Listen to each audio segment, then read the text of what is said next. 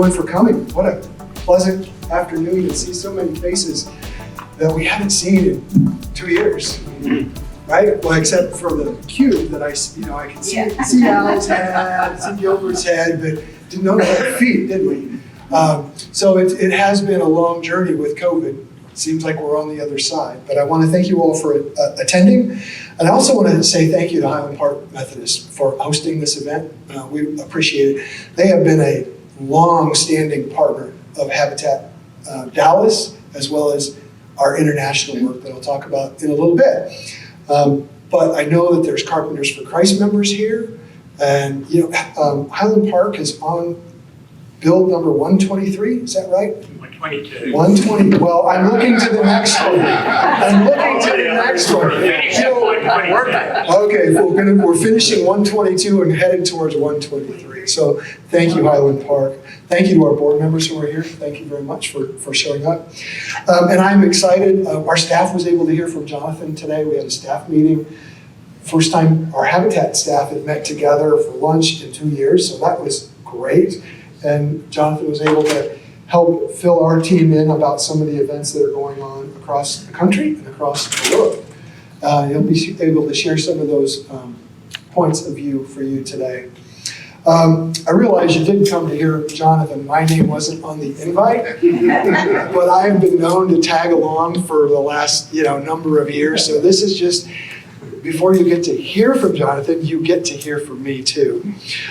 So my purpose will be relatively short, is to talk about the affordable housing crisis that we're experiencing here in the Dallas Metroplex. And I know I speak for Gage and Celeste as well, because they're experiencing it in their affiliates. But we literally have a crisis. 5 years ago, Dallas City approved a housing plan. And in that housing plan, they articulated that we were about 20,000 units short for an affordable housing community, something like that. We haven't made a dent in that gap. Habitat, over those 5 years, has built roughly 250 homes. That's about 1.5% against the 20,000 households. So, and I'm talking about Dallas Habitat. Trinity and Colin have done their part as well, but the reality is we have a long way to go, a long way to go. In a handful of communities, in particular Bonton, Joppy, Ideal, West Dallas, we've made some impact, but against the total household units, that 20,000 unit base, we've got a long way to go. So let's fast forward to today, 5 years later from the housing plan. We have at least a 20,000 unit gap. I venture to say it's closer to 30,000 than it would be 20. I know it's on the next page. I don't know why I'm actually turning it. But what's changed in the 5 years? In particular, land availability. 5 years ago, well, I joined 4 years ago, I could buy land in Dallas from the city for $1,000 and could get all I wanted per lot. Today, we might be able to get 20 to 30 lots a year at roughly $1,500, something like that. So still a pretty good bargain. But now Habitats are competing against David Weekley, Toll Brothers. We're competing for the for-profit builders for every acre of land that exists. And what was, in a retail environment 5 years ago, $10,000 to $15,000 a lot, is now $80,000 to $100,000 a lot. It's a real crisis that we're experiencing. Let me give you a real near-term story. Many of you have been on the job site in Joppy, a wonderful community that Dallas Habitat has served. 3 years ago, we were selling homes in Joppy for $145,000 to $150,000, $155,000. We're closing on 5 homes in the next month. The sales prices of those properties are between $175,000 and $190,000, I think. Okay, here's the real stumper. Do you know what they appraised for? between $260,000 and $290,000. Where do families afford that? Now, they're buying the home, they're under contract with us for, call it $175,000. But if the tax assessor and the mortgage appraiser happen to line up, next year there's going to be a significant jump in property taxes to the tune of $200 to $250 a month.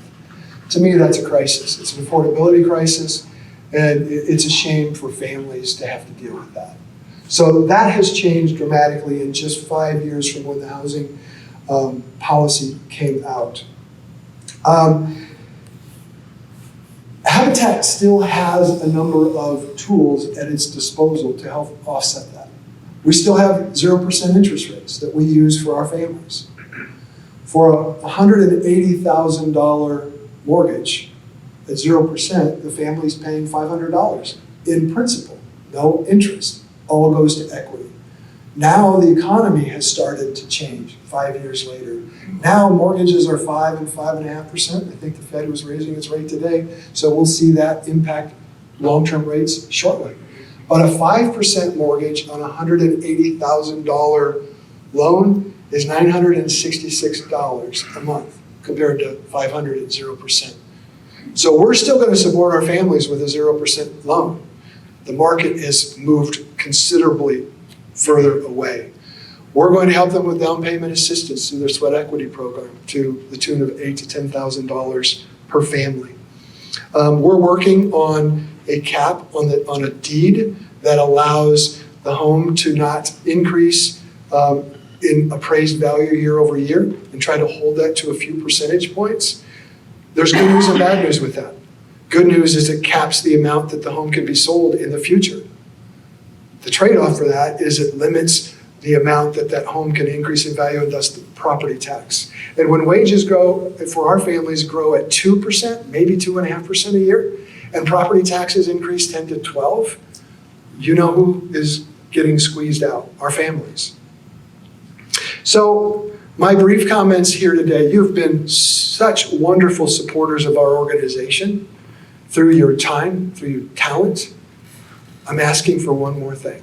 I'm asking to ring the bell and say we've got an affordable housing crisis here in Dallas, and this is advocation. We've got to advocate to our lawmakers that we need to allocate land for affordable home builders, not Habitat, but for the community of home builders and families, because sooner or later there will be no place for the affordable homes in our community. And so as you think about that and listen to Jonathan today, think about the people that you know that might have influence in the community and to be able to ring the bell for affordable housing, because it was bad 5 years ago. It is literally on fire and a crisis today.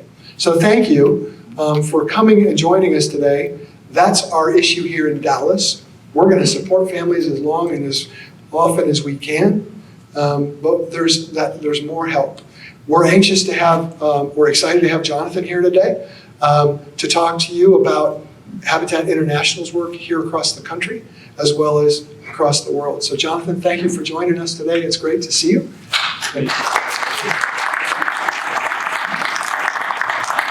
Thank you, and thanks to the wonderful team at Dallas Habitat. It's great to see some other Habitat colleagues here as well, and thank you for your work. This is the season of Eastertide, which is a season of joy, and there are other seasons in our church calendar that are times for repentance and searching and laying down. And in some ways, it's not easy to be joyful every day in a world that has a lot of tough stuff going on. And yet we are called to do that. And this is one of the easy days. It just it brings me joy to be back here. It's hard to believe. I was trying to remember. I think I spoke here at Highland Park about 16 years ago to a big group. And Joby was there, so there's some continuity. And it is that's when I first heard about Carpenters for Christ and the great work. And it was the beginning. Highland Park Methodist had already done lots of local work, but it was the beginning of a significant expansion of the international work with Habitat for Humanity. And in addition to the really remarkable 120 plus and growing number of homes here, now the number I think is over 350 homes internationally, and an expansion into water and sanitation work, which has touched large numbers of additional families, heavily in Africa. And so I am just really grateful, and it's such a wonderful example of love in action in a way that is really making a tangible difference at such an important time. So I'm so pleased to be back, and it is a challenging time in the world, and I think these are times that can put you on your knees. As all of you know, all of this was hard, and everything Dave talked about was hard, and then we have now a tragic and senseless war in Eastern Europe, and the invasion of Ukraine is creating near and far ripples of pain. And near, which is really devastating, the largest migration since World War II. 10 million people have been displaced in the Ukraine. 5 million have already left the country and are mostly in Poland, Romania, and Hungary, and Slovakia, and then some spreading around the world, and another 5 million are internally displaced. And so Habitat is responding. We no longer have Habitat in Ukraine, though we have partners there. We've been doing energy efficiency and retrofits.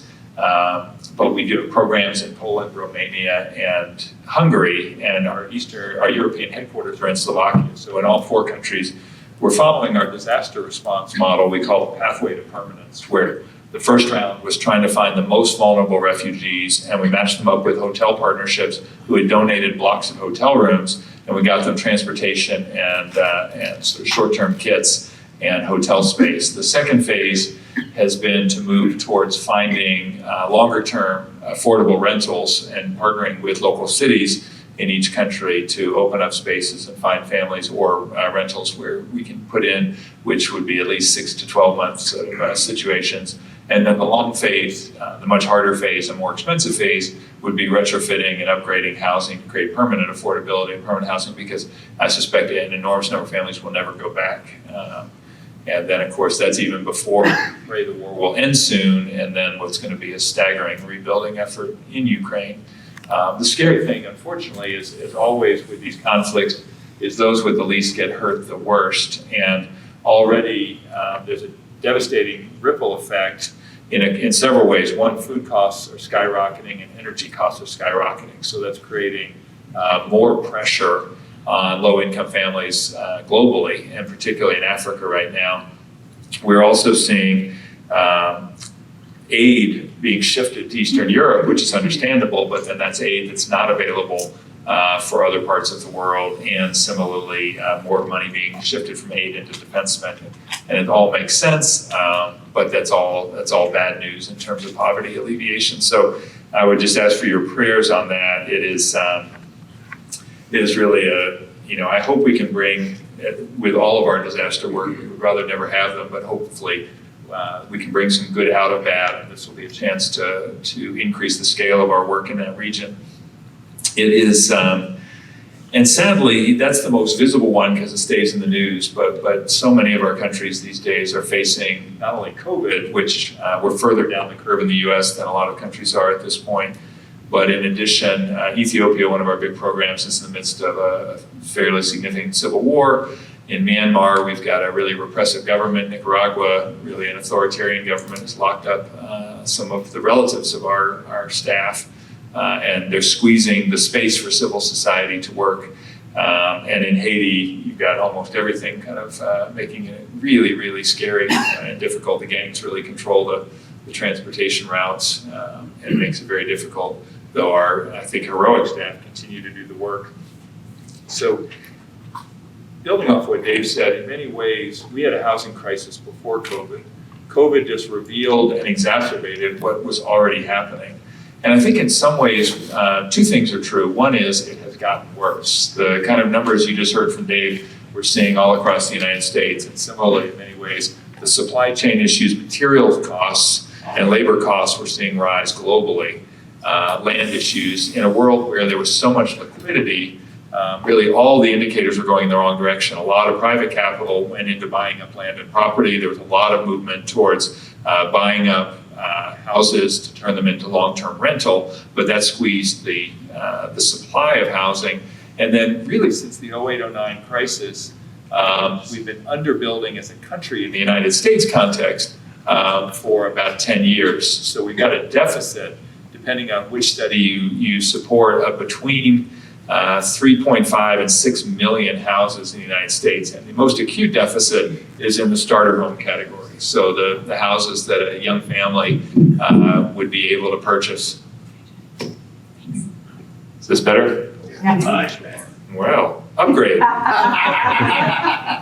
First class mic now. It is, and all of that just means that we have to do more, but it also means we're going to have to do things differently. And I think on the one side, it puts us on our knees, and I fully believe we can't do this without God. I think on the other side, one of my long axioms has been we should be religious about our principles. Those should be unchanging, but not our tactics. And in a world suddenly where lots that were 25,000 are now 75,000, we've got to think differently and start to think about how do we live in the tension between what we've always stood for, that asset building and closing the wealth gap for the families with whom we partner, but our mission is everyone. And if our mission is everyone, that requires a little bit more audacious view of how we help. And I think advocacy is going to be fundamentally important. And this is where I think people of faith can play a really important role. And everyone know NIMBY, not in my backyard. I'm sure no one in Dallas ever resists affordable housing anywhere near their neighborhood. But in other cities that are not as enlightened as Dallas, this is actually a big deal. And it's really going to take, I think, people of goodwill and faith to speak up. And the data is actually really compelling. Everyone's better off if we build mixed income communities. But it's not a natural act. And one of the rare aspects of bipartisanship in our country turns out to be NIMBYism. In fact, in California, they have perfected it's not just NIMBY, it's banana. Build absolutely nothing anywhere near anything. And it is, which is funny, except it doesn't work for people. So anybody who already owned a house is great. Anybody who aspires is really locked out, other than those who can pay $1 million. And it is, so it really is a crisis. And I think it's going to take action at the federal level, it's going to take state action, but really the heart of it is going to happen at the local level. And it's really going to be, how do we fundamentally build a lot more housing? And I was telling a little bit with Dave's team, from an economic perspective, the case we're making, and certainly at the federal level, is you can't solve inflation if we don't deal with the supply of housing, because housing represents about 1/3 of the U.S. inflation, and we haven't even seen the full rollover in rents yet. And I'm hearing stories, worst are Florida, but all over the country of 20, 25, 30, 35% rent increases for families who are already paying more than 30 or 40% of their income on rent. And it's just not going to work. The math is fundamentally broken. And so without more supply, more and more people are chasing the same small number of homes. And so we have to build a lot more. And that's going to, and Habitat needs to build a lot more. And I think we're going to have to partner in new ways. And we've seen some really exciting mixed income, and it's where I go from preaching to meddling.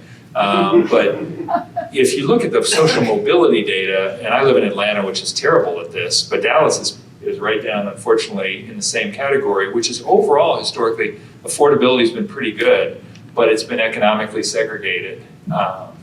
And what it turns out, and the data is shockingly strong on this, is low-income children who grow up in mixed-income neighborhoods really have quite good social mobility, and the American dream largely works for them.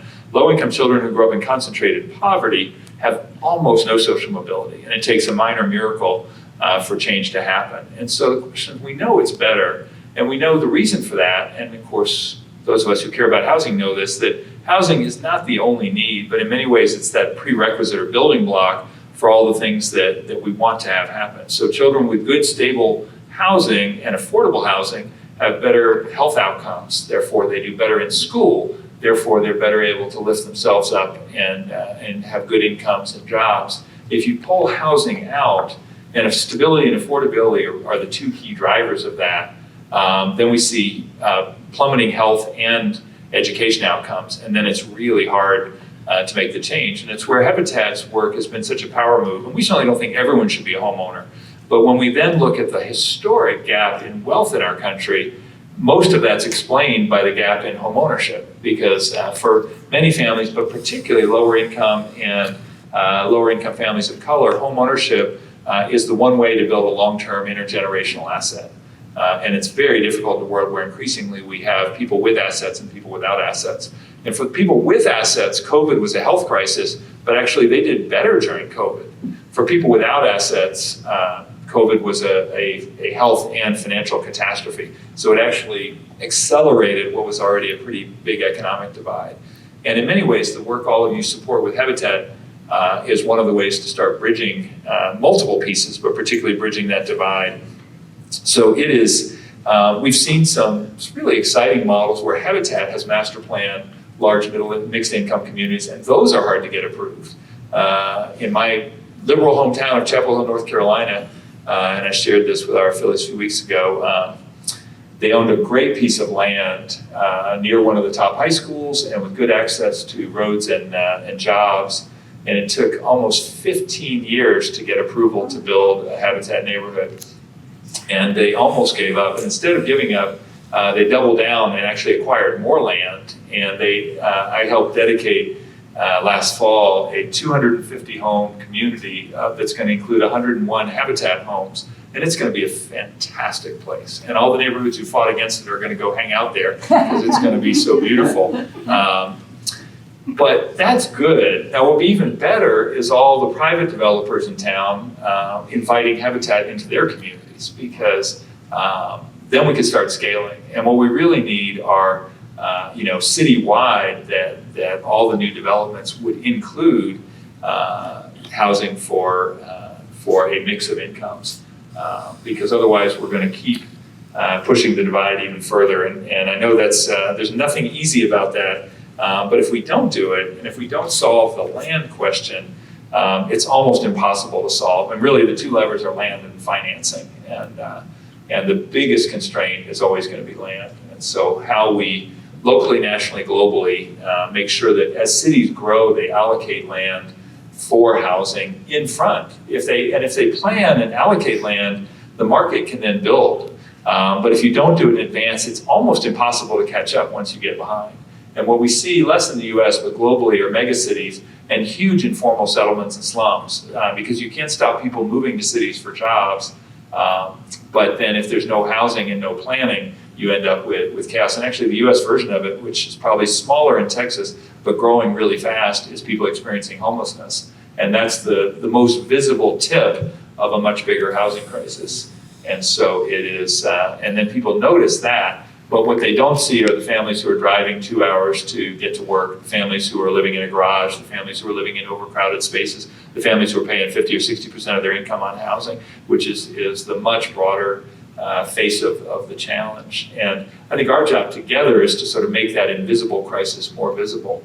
And it is, and I think, again, if we bring good out of bad, it's now visible. I think sometimes in my slightly more jaded moments, it's because middle-class families' children can't afford their rent, and so now, or to be able to buy a home. And so it's gotten to the attention of city leadership in a different way. But historically, to my shock, housing would rate 7 or 8 on a list of kind of priorities in most cities, and now it's 1 or 2 with crime in almost every city in the country. But we've got a long way to go to solve what you got here with 20,000 units. And we're seeing some real progress, through advocacy efforts, and Dallas Habitat is part of a national effort of almost 400 affiliates doing local advocacy around the kinds of issues I've talked about. And they've helped, last year alone, over 3 million people in the US improve their housing conditions because of policy change. And that's not instead of building, that's in addition to building. But it can really matter, and that might have been in Portland. That was getting the rights for people to build accessory dwelling units. So that's a quick way to get more density if people can have accessory dwelling units on their properties. In other cases, it was changing zoning, which Austin did. In other cases, it was creating housing funds, which many cities have done in terms of opening up financing pieces. But I think for us, the next evolution of Habitat, in many ways, and where we've really scaled from helping thousands to helping millions overseas, was trying to make markets work better for low-income families. And real success would be that the market actually serves and creates housing that would be affordable for a wide swath of families without groups like Habitat to come in. And so I'll just give one example. Pick one of my favorite countries, Cambodia. If you might, typical family we're serving might have lived on their land for even generations, but not have the legal right to stay on that land. That's a huge barrier, because if you don't have title or legal protection, then it doesn't make sense to invest in upgrading, because you might get pushed off your land at any given time. So our first step was a huge advocacy effort around formalization or title, or at least secure tenure, so families had the legal right to stay on their own land. Second step was that no one would lend to them. The banks would only lend to the top 2 or 3%. So we started an effort, almost 14 years ago, to start getting the microfinance industry to begin lending for housing. And it was viewed that you should only lend for small business loans, but we actually started with our capital and demonstrated that there was a viable market. So we created a wholesale fund, started lending capital to microfinance banks and training them on how to do housing lending. And now we have directly through that fund helped about 2 million people get loans. And the spillover effect has helped almost now 10 million people get loans. And so it is, and these are not whole house mortgages. They're typically between a $500 and $1,000 loan to get either maybe a new roof, a cement floor, an additional room, water or sanitation. And the goal is over time, on terms they can afford, to get the families to shelter that would meet all of our basic criteria. And these are for extremely low income families. And then the next step is, can we improve the rest of the housing value chain? So we're creating market information about how to get skilled trades and good quality building materials for fair prices, and and we've done that through a mix of apps and training and certifying of skilled trades and masons at the lower end of the market. So the goal would be, in a perfect world, the whole engine starts working. And I share that because I would actually now argue that in the US we have market failure. The market is not providing or capable of providing enough housing for our citizenry. And ultimately, a place like Dallas, which has been on such a boom, can't really grow economically at some point if we can't house the people that want to live here. And you can't have a market, San Francisco is the cautionary tale, you really can't have a market that only rich people live in. At some point it falls in on itself. And so I think the opportunity is to intervene in such a way that we build a lot more. And I think that's going to take some of everything. There is no magic bullet, but it's going to take more financing. It's going to take cities allocating their own land, as well as thinking about the carrots and sticks to help developers. I think the carrot side is we can make it faster and easier to build, and that will help the developers. And the stick side would be you've got to have mixed income and as part of that bargain. And I don't pretend any of that is easy, but I think it's going to be critical to meaningfully increasing supply, because we need thousands of additional units in this city, and we need millions of additional units in this country, and sadly we need a couple billion worldwide. So that takes sort of systemic shifts and changes. Now I say all that, and if you're feeling really tired, this is the danger.